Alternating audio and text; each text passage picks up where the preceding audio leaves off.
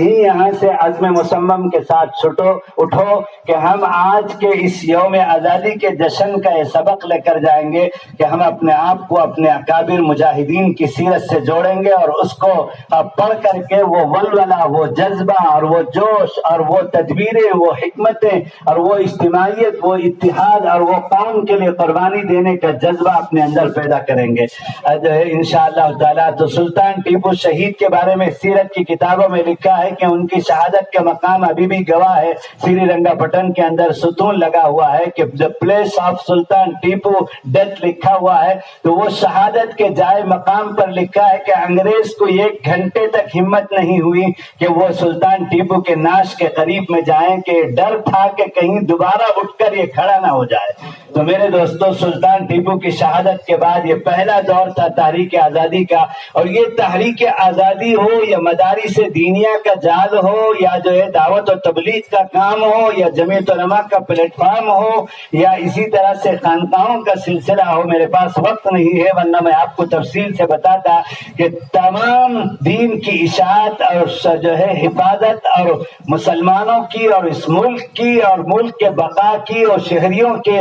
جو ہے آرام و چین کی زندگی کے لیے آقا صلی اللہ علیہ وسلم نے ہر موقع پر مدینہ منورہ سے سرپرستی کی۔ چنانکہ تحریک آزادی کے آغاز میں بھی سلطان ٹیپو کو آقا صلی اللہ علیہ وسلم نے بروقت رہبری فرمائی، اور سلطان ٹیپو شہادت دے کر اس جو ملک سے جاتے ہیں تو پہلا مرحلہ تحریک آزادی کا 1606 میں 1605 میں سلطان ٹیپو سے آغاز ہوتا ہے، اور پھر اس کے بعد دوسرا مرحلہ آتا ہے سید احمد شہید بریلوی اور سید اسماعیل شہید بریلوی کا، جن دونوں بزرگوں نے پورے ملک کا دورہ کیا اور اس تحریک میں جان ڈالنے کے لیے، دوبارہ اس کے اندر تحریک پیدا کرنے کے لیے، حتیٰ کہ ہمارے علاقوں کی تاریخ میں لکھا ہے کہ آمور وانمباڑی سے یہ قافلہ چلا تھا، اور آمور وانمباڑی کے کچھ احباب نے حضرت کے ہاتھ پر بیعت جہاد کیا تھا سید احمد شہید بریلوی علیہ الرحمہ کا۔ کہاں بریلی اور جو ہے رائے بریلی تکیہ کلاں مولانا علیمیہ کی جو بستی ہے وہاں کے رہنے والے تھے،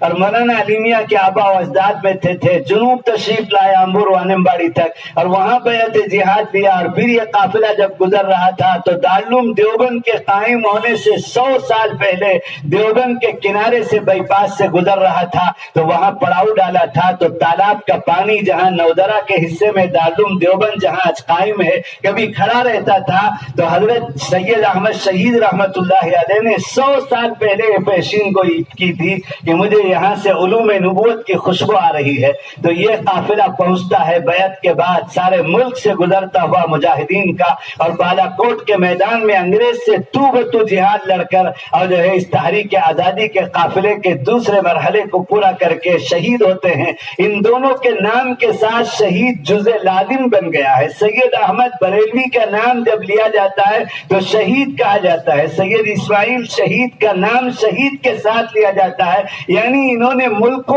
کے لیے شہادت پیش کر دی، اور انہوں نے ان کے ساتھ جو ہے سینکڑوں عوام نے، علماء نے، خواص نے قربانی دی، اور دوسرا مرحلہ پورا ہوتا ہے، اور انگریز کی نیند کو حرام کر دیا، چین نہیں لینے دیا، ایک کے بعد دوسرا، دوسرے کے بعد تیسرا، پھر تیسرا مرحلہ آگے بڑھتا ہے۔ محدث دہلوی حضرت شاہ ولی اللہ محدث دہلوی علیہ الرحمہ اور ان کے ابناء حضرت شاہ عبدالعزیز صاحب، شاہ رفیع الدین صاحب، شاہ عبدالغنی صاحب اور شاہ عبدالقادر صاحب، شاہ اسحاق صاحب، یہ اکابرین ہمارے میدان پہ اترتے ہیں، اور شاہ عبدالعزیز صاحب کا وہ تاریخی فتویٰ ہے جو آج تک مسلمانوں کے اندر ولولہ اور جوش اور جو ہے استاد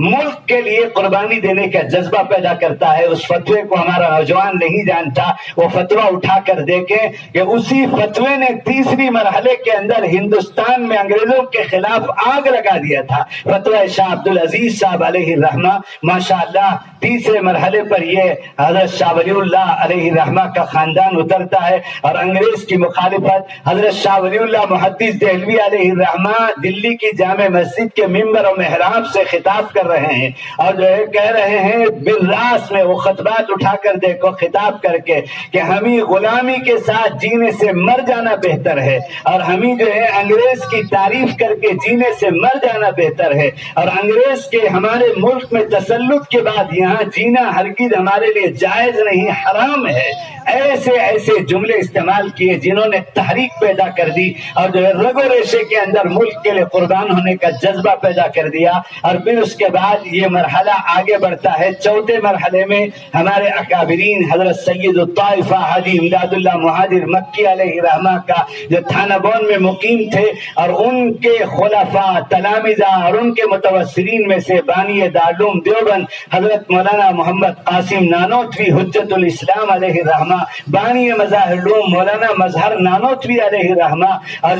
بانی ندوۃ العلماء مولانا محمد علی مونگیری علیہ رحمہ، اور حافظ ضامن شاہید علیہ رحمہ، اور یہ حضرت قطب الارشاد مولانا رشید احمد گنگوئی علیہ رحمہ کا یہ قافلہ حضرت حاجی صاحب کے زیر سایہ متحد ہوتا ہے اور مجتمع ہوتا ہے، اور چوتھے مرحلے کو تاریخ آزادی کا آگے بڑھاتا ہے، اور یہاں تک کہ یہ سب انگریز کے خلاف میں کاندھلا اور سہارنپور کے درمیان میں ضلع مظفر نگر میں آج بھی وہ میدان گواہ ہے، شاملی کا میدان، جہاں تو بتو ہمارے اکابر نے انگریز سے مقابلہ کیا تھا۔ آج تو میڈیا کی جنگ ہے، سوشل میڈیا میں جنگ لڑنا بہت آسان ہے، لیکن ہمارے اکابر نے میدانی طور پر اپنے ہاتھوں میں ہتھیار لے کر کے انگریز کا مقابلہ کیا تھا، اور ہمارے اکابر کو انگریز سے اس درجہ نفرت تھی کہ اس کا نام لینا تک گوارا نہیں تھا، اور وہ قربانیاں پیش کی رہتی دنیا تک شاید قربانی پیش کر سکے کوئی اس ملک کے لیے، کہ حضرت گنگوئی علیہ رحمہ نے بالراست زمینی جہاد کیا،